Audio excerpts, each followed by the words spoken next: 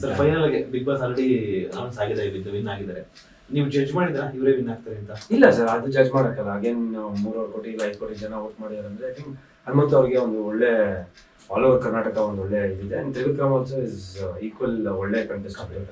2 ಕೋಟಿ ವೋಟ್ ಬರೋದಂದ್ರೆ ಸುಮ್ಮನೆ ಅಲ್ಲ. ಅಂಡ್ ಹನುಮಂತು ಅವರು ಒಂದು ಮುಗ್ಧ ಮನಸ್ಸು, ಬಟ್ ಅವರು ಒಂದು ಥಿಂಕಿಂಗು, ಅವ್ರು ಇದ್ದಿದ್ದ ರೀತಿ ಜನಕ್ಕೆ ತುಂಬಾ ಹತ್ರ ಆದ್ರು. ಅವ್ರು ಗೆದ್ರು, ಆಬ್ವಿಯಸ್ಲಿ ಎಲ್ರಿಗೂ ಖುಷಿನೇ ಸರ್. ಯಾಕಂದ್ರೆ ಅದೊಂದು ಫ್ಯಾಮಿಲಿ ನಾನು ಅವಾಗ ನನಗೆ ಅಲ್ಲಿ ಯಾರು ಗೆದ್ರು ನನಗೆ ಖುಷಿನೇ ಸರ್.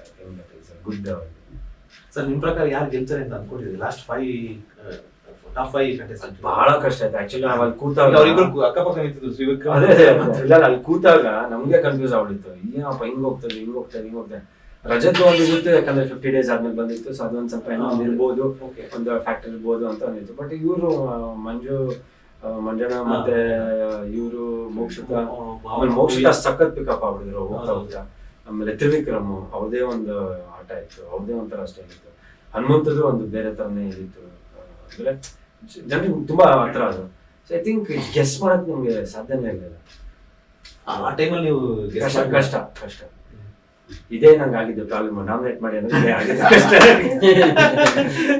ನೇರವಾಗಿ ನಾಮಿನೇಟ್ ಮಾಡೋದಂದ್ರೆ 28 ಇದು ತಲೆ ಮೇಲೆ ಬೀಳುತ್ತೆ. ಹಿಂಗಪ್ಪ ಹೇಳೋದು ಗೆದ್ದದ್ ಹೇಳ್ಬೇಕಂದ್ರೆ ಹಿಂಗಪ್ಪ ಹೇಳೋದು ಯಾರನ್ನಪ್ಪ ಹೇಳಿದ್ರೆ ಒಬ್ರಿಗಿದು thank you so much. Fantastic interview, ತುಂಬಾ ಚೆನ್ನಾಗಿ ನಡೆಸ್ಕೊಟ್ರಿ. ಇದೇ 7ನೇ ತಾರೀಕು ರಾಜ್ಯಾದ್ಯಂತ ತೆರೆ ಕಾಣ್ತಿದೆ. ಫೆಬ್ರವರಿ 7ನೇ ತಾರೀಕು ತಲ್ವಾರ್ ಸಿನಿಮಾ ನೋಡಿ ಹರಿಸಿ, ನಮ್ಮ ಟೀಮ್ ನ ಬೆಳೆಸಿ, ನನ್ನನ್ನು ಬೆಳೆಸಿ. Thank you.